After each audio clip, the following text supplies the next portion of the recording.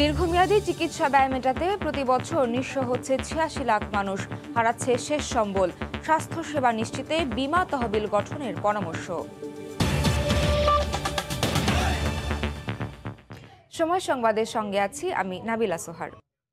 সময় সংবাদে আরও থাকছে, ময়মনসিংহে খরস্রোতা ব্রহ্মপুত্র এখন মরা খাল, বিভিন্ন স্থানে জেগেছে চর। প্রকল্পের ২ বছর পেরিয়ে গেলেও হয়নি খনন কাজ, অর্থ লোপাটের অভিযোগ।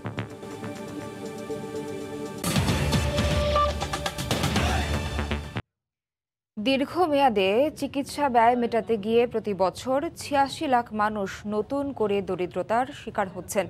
স্বাস্থ্য অর্থনীতি ইউনিটের এক গবেষণায় এ তথ্য উঠে এসেছে। গবেষণায় দেখা যায়, শুরুতেই রোগ নির্ণয় করতে না পারা, প্রয়োজনীয় ওষুধ আর পরীক্ষা নিরীক্ষার অতিরিক্ত মূল্যের কারণে দীর্ঘমেয়াদী রোগের চিকিৎসায় নিঃস্ব হচ্ছে মানুষ।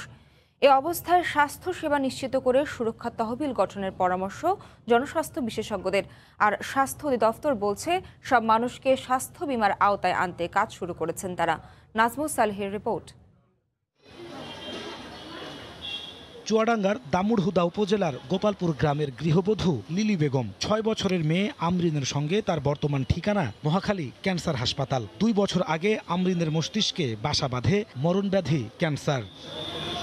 মেয়ের চিকিৎসায় ইতোমধ্যে খরচ হয়ে গেছে প্রায় ২০ লাখ টাকা। এই টাকা জোগাড় করতে লিলি বেগমকে বিক্রি করতে হয়েছে বসত ভিটা, গৃহপালিত পশু আর স্বর্ণালংকার। যেটুকু বসত বাড়ি ছিল সেটুকু আমি বিক্রি করে দিয়েছি। এখন আমার কিছুই নেই, এখন আমার দিনে ভাত হয় না, এরকম অবস্থা। বর্তমানে মানুষের সাহায্য সহযোগিতায় চলছে আমরিনের চিকিৎসা, তবে টাকার অভাবে বন্ধ হয়ে গেছে কেমোথেরাপি। আমার আর কিছুই নেই, এক কথা বলতে কি আমি ভিক্ষুকের মতন হয়ে গিয়েছি। আমার মেয়ের ৩টা কেমো আমি দিতে পারিনি টাকার অভাবে। একই রকম গল্প এই হাসপাতালে চিকিৎসা নিতে আসা বেশিরভাগ মানুষেরই। দীর্ঘমেয়াদে ক্যান্সারের চিকিৎসা করাতে গিয়ে চাষের জমি, ব্যবসা বাণিজ্য, গৃহপালিত পশু আর স্বর্ণালংকার বিক্রি করে অনেকেই দারিদ্রতার শিকার। গাড়ি ছিল, ব্যবসা ছিল, ট্রিটমেন্ট করে এখন আমরা নিঃস্ব। ঋণপাতি করে চিকিৎসা চালানো হয়েছে।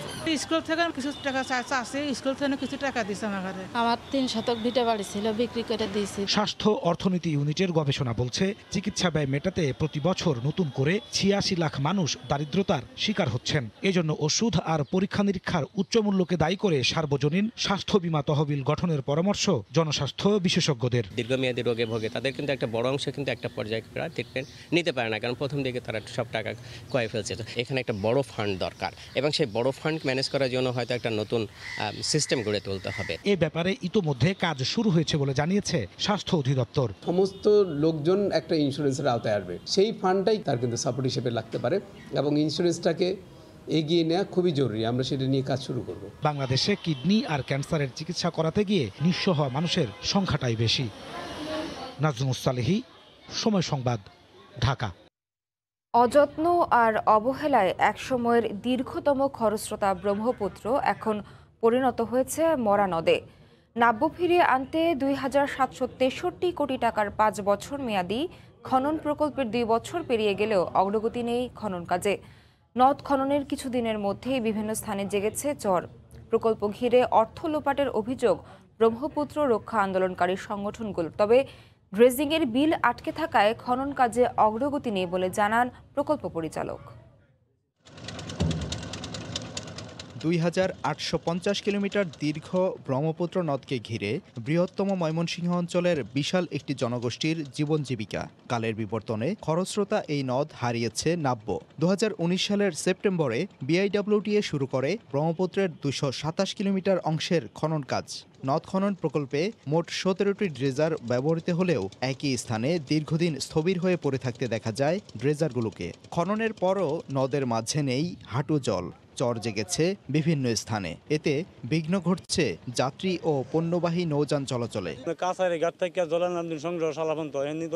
এই যে মাঝখানে চরগুলা পড়ে গেছে, আমাদের নৌকা চালাইতে সমস্যা হয়। সবসময় মাছ থাকতো, নদীতে নৌকা চলতো, এখন নৌকাও চলার উপক্রম বন্ধ হয়ে গেছে। প্রকল্প অনুযায়ী ড্রেজিং এর পর শুষ্ক মৌসুমে নদের তলদেশে ৩০০ ফুট প্রশস্ত ও ১০ ফুট গভীরতা থাকার কথা, কিন্তু খননকৃত স্থানের কোথাও কোথাও গভীরতা ১ ফুটেরও কম। এই নদের এই মাঝখানের জায়গাটি একবার খনন করার পরও এখানে আবার চর জেগেছে। এরকম নদের মাঝখানে মাঝখানে অনেক চর জেগে আছে। এতে নদ খননের সঠিক পদ্ধতি নিয়ে প্রশ্ন দেখা দিয়েছে জনমনে। গত 1 বছরে ড্রেজিংয়ের বিল আটকে থাকায় খনন কাজে অগ্রগতি নেই বলে জানান প্রকল্প পরিচালক। আর খনন প্রকল্পটি সঠিকভাবে যাচাইয়ের আশ্বাস দেন জেলা প্রশাসক। যারা খনন করছে ঠিকাদার এবং সংশ্লিষ্ট কর্মকর্তা এবং যারা কাজ করছে তারাই কেবলমাত্র লাভবান হচ্ছে। আমরা এটা যাচাই বাছাই করে আমরা এই বিষয়ে সংশ্লিষ্ট যে কর্তৃপক্ষ আছে ওনাদেরকে এটা অবহিত করব। ব্রহ্মপুত্র নদ খনন কাজ শেষে পরবর্তী 3 বছর এর রক্ষণাবেক্ষণ করবে বিআইডব্লিউটিএ। পরিবেশবাদীরা বলছেন নাব্য ফিরে এলে সুফল পাবে ব্রহ্মপুত্র অববাহিকার প্রায় 2 কোটি মানুষ। সাদিকুর রহমান, সময় সংবাদ, ময়মনসিংহ। সময় সংবাদে আরও থাকছে, ব্যাপক সমালোচনার পর চট্টগ্রামের জহুর আহমেদ চৌধুরী স্টেডিয়াম সংস্কারের উদ্যোগ, দর্শক ধারণ ক্ষমতা আরও 5000 বাড়ানোর পরিকল্পনা, বসানো হয়েছে নতুন চেয়ার। ধীরে ধীরে বাড়ছে তুরস্ক ও বাংলাদেশের বাণিজ্য। অনেক বাংলাদেশি তুরস্কের বিভিন্ন বিশ্ববিদ্যালয়ে পড়তে গিয়ে ব্যবসা করতে আগ্রহী হচ্ছেন। দ্বিপাক্ষিক সম্পর্ক বৃদ্ধি করে সরকারি সহায়তা পেলে ব্যবসার পরিধি কয়েক গুণ বাড়ানো সম্ভব। তুরস্কের ইস্তাম্বুল থেকে ফিরে সানবির রুপলের রিপোর্ট। ইতিহাস ঐতিহ্যের শহর ইস্তাম্বুলের ফাতিহ রোডে কথা হচ্ছিল বাংলাদেশি তরুণ ব্যবসায়ী হেলালের সঙ্গে। এই শহরে 8 বছর আগে তিনি এসেছিলেন পড়ালেখা করতে। তখন খুব বেশি বাংলাদেশি না থাকলেও এখন সংখ্যায় বেড়েছে। অনেকেই ছোটখাটো ব্যবসা করেন, চাকরিও করেন কেউ কেউ। বাংলাদেশি না, এখানে ফরেনারদের জন্য অনেক সুযোগ সুবিধা আছে। যে কেউ চাইলে যে কোনো বিজনেস স্টার্ট করতে পারে।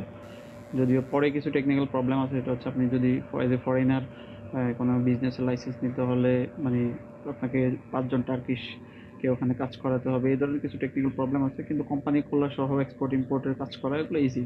পড়ালেখার পাশাপাশি কয়েকজন তরুণ গড়ে তুলেছেন বাংলা আর তুর্কির মিশেলে এশিয়ান লাউঞ্জ নামে একমাত্র বাংলাদেশি রেস্টুরেন্ট।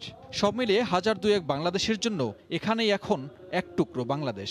ব্যবসাও অত কঠিন না, এখন তো বিভিন্ন ইনভেস্টমেন্ট প্রজেক্ট চলছে, সুতরাং সেখানেও ইনভেস্ট করা যায়। যাদের কাগজপাতি আছে, যেটা কিমলিক বলা হয় তুর্কিতে, সে ব্যবসা বাণিজ্য দোকানপাট করতে পারবে। তুরস্কের সঙ্গে গেল কয়েক বছরে বিনিয়োগ বাড়ছে বাংলাদেশের। ফল, ফ্রোজেন ফুড, যন্ত্রাংশ, ইলেকট্রনিক্স সহ বিভিন্ন পণ্য আমদানি করে বাংলাদেশ। আর পোশাক পণ্য ছাড়াও পাট পণ্য, প্লাস্টিক, কৃষিজাত পণ্য রফতানির সুযোগ আছে তুরস্কে। আমরা একটা বিজনেস ওপেন করছি, তো এখানে তার্কিতে যেটা কয়েক বছর থেকে অভিজ্ঞতা থেকে বলি যে অনেকগুলা বিজনেসের অফার আসছে, সুযোগ তৈরি হচ্ছে। বিশ্ব অর্থনীতিতে $800 বিলিয়ন তুরস্কের অবস্থান 20তম। বাংলাদেশ ও তুরস্কের বাণিজ্যের পরিমাণ $100 কোটি মতো। তবে দ্বিপাক্ষিক সম্পর্ক উন্নয়নের মাধ্যমে এই বাণিজ্যের পরিমাণ কয়েক গুণ বাড়ানো সম্ভব। দ্বিপাক্ষিক সম্পর্ক উন্নয়ন হলে শুধুমাত্র আমদানি রফতানি নয়, তুরস্কের ব্যবসায়ীরা বাংলাদেশে বিনিয়োগেও আগ্রহী হতে পারেন। সানবির রুপল, সময় সংবাদ, ইস্তাম্বুল, তুরস্ক।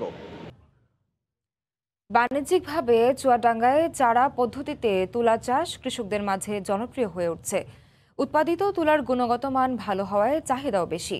আমদানি নির্ভরতা কমাতে দেশে হাইব্রিড জাতের তুলা চাষ, চারা তৈরি, আধুনিক প্রযুক্তির ব্যবহার করে দেশে ছড়িয়ে দিতে তুলা উন্নয়ন বোর্ড কাজ করছে। চুয়াডাঙ্গার প্রতিনিধি মাহফুজ মামুনের তথ্য ও ছবি নিয়ে রিপোর্ট। দোআঁশ, পলিযুক্ত মাটি ও উঁচু জমির চাষের জন্য উপযোগী হওয়ায় চুয়াডাঙ্গায় বাণিজ্যিকভাবে চাষ হচ্ছে তুলা। বর্তমানে চারা পদ্ধতি ও উচ্চ ফলনশীল হাইব্রিড জাতের তুলা চাষ করছেন কৃষকরা। উৎপাদিত তুলার গুণগত মান ভালো হওয়ায় চাহিদাও বেশি। তুলা চাষে প্রতি বিঘা জমিতে 8 থেকে 10,000 টাকা খরচ হয়। বিঘায় 15 থেকে 20 মণ তুলা উৎপন্ন হয়। বিঘা প্রতি লাভ 50 থেকে 70,000 টাকা। প্রতিমণ তুলার বর্তমান বাজার দর 3,400 টাকা। বাজার মূল্য ভালো থাকলে তুলার চাষ বাড়বে বলে মনে করেন কৃষক ও স্থানীয়রা। জমির যদি অন্য পরিচর্যা বা অন্যান্য ভালো হয়, আমরা এখন যে ফল আছে থেকে আরো বেশি ফলন পাবো বলে আশা করি। তুলা গাছে প্রায় 60-70 টাকা করে বল এসেছে এবং তুলা একটা লাভজনক ফসল। 3500-3000-এর উপরে যদি দাম দেয় সরকার, তাহলেই পরে আমরা তুলা চাষ করে লাভবান হতে পারবো। চারা করে এখন তুলা চাষ হচ্ছে। জাতীয়ভাবে এখানকার তুলা অবদান রাখবে বলে মনে করেন এ কর্মকর্তা। আগামী বছরে 2-3 গুণ হারে এটা বৃদ্ধি পাবে। তাহলে জাতীয় ক্ষেত্রে আমরা কিন্তু তুলার চাহিদা, আভ্যন্তরীণ চাহিদা পূরণের জন্য আমরা অনেকটাই অবদান রাখতে পারবো। গত বছরের তুলনায় এবছর তুলার দাম বেশি ও কৃষকরা লাভবান হবে বলে জানান এই কর্মকর্তা। যদি বাজার ভালো থাকে তাহলে চাষি ভাইরা আরো বেশি টাকা দাম তুলাটা বিক্রি করতে পারবে, তাতে লাভবান হওয়ার কিন্তু বড় সুযোগ দেখা দিয়েছে। চলতি মৌসুমে চুয়াডাঙ্গা জোনে 286 স্থানে 4332 হেক্টর জমিতে তুলার আবাদ হয়েছে, আর প্রায় 10,000 মেট্রিক টন তুলা ও বীজ উৎপাদন হবে, যার বাজার মূল্য প্রায় 85 কোটি টাকা। সময় সংবাদ, চুয়াডাঙ্গা। লক্ষ্মীপুরের অন্যতম অর্থকরী ফসল সুপারির বাণিজ্য 600 কোটি টাকা ছাড়িয়েছে। জেলায় উৎপাদিত সুপারি রাজধানী সহ দেশের বিভিন্ন এলাকায় সরবরাহ করা হচ্ছে। তবে চাষিদের অভিযোগ, চলতি মৌসুমে দাম কমে যাওয়ায় লোকসান হচ্ছে। আর কৃষি বিভাগ জানায়, সুপারি কেন্দ্রিক গবেষণা বাড়ানো ও শিল্প কারখানা গড়ে উঠলে এই ফসল দেশের অর্থনীতিতে গুরুত্বপূর্ণ ভূমিকা রাখবে। লক্ষ্মীপুর থেকে মোহাম্মদ মাহবুবুল ইসলাম ভূঁইয়ার পাঠানো তথ্য, ছবি নিয়ে রিপোর্ট। লক্ষ্মীপুরের 5 উপজেলায় 7,000 হেক্টর জমিতে সুপারি আবাদ হয়। কেউ ফসলি জমিতে, কেউ বাড়ির আঙিনায়, কেউ বা বাগান করে সুপারি চাষ করেন। স্বল্প পুঁজিতে অধিক লাভ, তাই আবাদও বাড়ছে দিন দিন। চলতি বছর উৎপাদনের লক্ষ্যমাত্রা নির্ধারণ করা হয়েছে 17,000 মেট্রিক টন। বাজারে 80টি সুপারি প্রতি পণ বিক্রি হচ্ছে 120 থেকে 140 টাকায়। 16 পণের প্রতি কাহন সুপারি বিক্রি হচ্ছে 1000 থেকে 2500 টাকায়। স্থানীয় চাহিদা মিটিয়ে দেশের বিভিন্ন এলাকায় সরবরাহ করা হচ্ছে এখানকার সুপারি। আমরা দালাল বাজার থেকে বিভিন্ন ডিস্ট্রিক্টে পাঠাইতেছি সুপারি। আমরা এবার সুপারির পণ কিনতেছি 120 টাকা থেকে শুরু করে আমরা 140 টাকা পর্যন্ত সুপারি কিনতেছি। চাষিদের অভিযোগ, গেল বছরের চেয়ে এবছর সুপারির দাম কম, এতে লোকসানের আশঙ্কায় তারা। আমাদের প্রায় 2 একর সুপারির বাগান আছে, তো সুপারি বাগান পরিচর্যা করতে গিয়ে যে খরচ, এই খরচের সাথে এবার যে সুপারির যে দাম, এতে গিয়ে আমাদের পোষাবে না। 5টা বাগান রাখছি 6 লক্ষ টাকা দিয়ে গতবারকার মূল্য হিসাবে। এবারকার সুপারির দাম কম হিসাবে এবার আমরা লসের হওয়ার সম্ভাবনা বেশি। জেলা সুপারির বাজার 600 কোটি টাকা ছাড়িয়েছে। কৃষি বিভাগ বলছে, সুপারি চাষে উন্নয়নে আরও গবেষণা ও সুপারি ভিত্তিক শিল্প গড়ে তোলা দরকার। আরও ভালোভাবে তাদেরকে এই কর্মকাণ্ডটাকে বা এই যে 500 থেকে 600 কোটি টাকার যে অর্থের আবর্তন, এটা কিভাবে আরও ভালো করা যায় সেই ব্যাপারে আমাদের আগে আসা দরকার। গাছ পাকা সুপারি বিক্রি ছাড়াও আরও 2 ভাগে সুপারি প্রক্রিয়া হয়ে থাকে এই অঞ্চলে। 1 ভাগ পানিতে ভিজিয়ে, অপর ভাগ শুকিয়ে। 70 ভাগ সুপারি পানিতে ভিজিয়ে বাহিরে সরবরাহ করেন ব্যবসায়ীরা। আর শুকনো সুপারি বিক্রি হচ্ছে টন প্রতি 2 লাখ থেকে 2.5 লাখ টাকায়। সময় সংবাদ, লক্ষ্মীপুর। ব্যাপক সমালোচনার পর চট্টগ্রামের জহুর আহমেদ চৌধুরী স্টেডিয়াম সংস্কারে উদ্যোগী হয়েছে কর্তৃপক্ষ। এই ভেন্যুর দর্শক ধারণ ক্ষমতা আরও 5000 বাড়ানোর পরিকল্পনা করছে তারা। পাশাপাশি বিপিএল এর আগেই সব ভাঙা চেয়ার সরিয়ে ফেলা হবে, বসানো হবে 12,500 নতুন চেয়ার। সময় সংবাদকে এমনটাই জানিয়েছে চট্টগ্রাম জেলা ক্রীড়া সংস্থার সাধারণ সম্পাদক ও বিসিবি পরিচালক আ.জ.ম নাসির। এদিকে শুধু সুসজ্জিত গ্যালারি নয়, বিপিএল এ ভালো উইকেটেও চেয়েছে গভর্নিং কাউন্সিল। চট্টগ্রাম থেকে মাকসুম আলম খানের রিপোর্ট, ক্যামেরায় ছিলেন আশরাফুল আলম মামুন। জরাজীর্ণ চট্টগ্রাম ক্রিকেটের প্রাণকেন্দ্র জহুর আহমেদ চৌধুরী স্টেডিয়াম। বাংলাদেশ পাকিস্তান টেস্টের সুবাদে আবারও গণমাধ্যমের দৃষ্টি বন্দর নগরীর এই ভেন্যুতে। টেলিভিশন পত্রপত্রিকায় ছবি দেখে অবাক ক্রিকেট প্রেমীরা। একটা আন্তর্জাতিক ভেন্যুর চেহারা এমন কিভাবে হয়? ক্রিকেট বোর্ডের 2 জন পরিচালক চট্টগ্রামের, আকরাম খান ও আ.জ.ম নাসিরের মতো প্রভাবশালী কর্মকর্তা থাকার পরও সাগরিকার স্টেডিয়ামের এই হাল, দায়টা আসলে কার? স্টেডিয়ামের ক্যাপাসিটি বৃদ্ধি করার জন্য পশ্চিম দিকে ওটা দ্বিতল করারও একটা পরিকল্পনা আমাদের আছে। এখনটা হলো যে 18,000 প্লাস এটা, আর ওদিকে করলে আর 5,000 এটা বৃদ্ধি পাবে। সবচেয়ে বেশি চোখে পড়েছে দুমড়ে মুচড়ে থাকা চেয়ারগুলো। এই বেহাল দশার মাঝে কিভাবে বিপিএল এর ম্যাচ আয়োজন করবে বিসিবি? বিসিবি নিজেরা এই চেয়ারগুলো বসাবে এবং সেই হিসাবে অলরেডি ওয়ার্ক অর্ডার ইস্যু করা হচ্ছে। আরএফএল এই চেয়ারগুলো সরবরাহ করবেন, 12,000 চেয়ার বসানো হবে আর কি। এই চেয়ারগুলো সর্বোচ্চ 1 মাসের মধ্যে বসে যাবে। এদিকে বাংলাদেশ পাকিস্তান টেস্টে চট্টগ্রামের উইকেট নিয়ে প্রশংসাই হয়েছে। বিপিএলেও ভালো উইকেট চেয়েছে গভর্নিং কাউন্সিল। বিপিএলে আহ্বানের রান বেশি আসায় দেশের জন্য উইকেট করা উচিত, যাতে আপনি প্রচুর রান করতে পারেন। তারপরে আপনার স্পোর্টিং উইকেট তো definitely bouncy wicket. At the same time 2022 সালের অক্টোবরের দিকে হচ্ছে ওয়ার্ল্ড কাপ অস্ট্রেলিয়াতে। ওয়ার্ল্ড কাপ প্রস্তুতির জন্য আরও কিছু পদক্ষেপ নেওয়া দরকার, সেটা বিসিবি চিন্তা ভাবনা করছে। জহুর আহমেদ চৌধুরী স্টেডিয়ামের সংস্কার কাজ বেশ সময় সাপেক্ষ ব্যাপার। জানুয়ারিতে বিপিএল মাঠে গড়ানোর আগে তা কিভাবে সম্পন্ন হবে সেটাই এখন বড় প্রশ্ন। মাকসুম আলম খান, সময় সংবাদ, চট্টগ্রাম। এই ছিল সময় সংবাদে, সঙ্গে থাকুন সময়ের।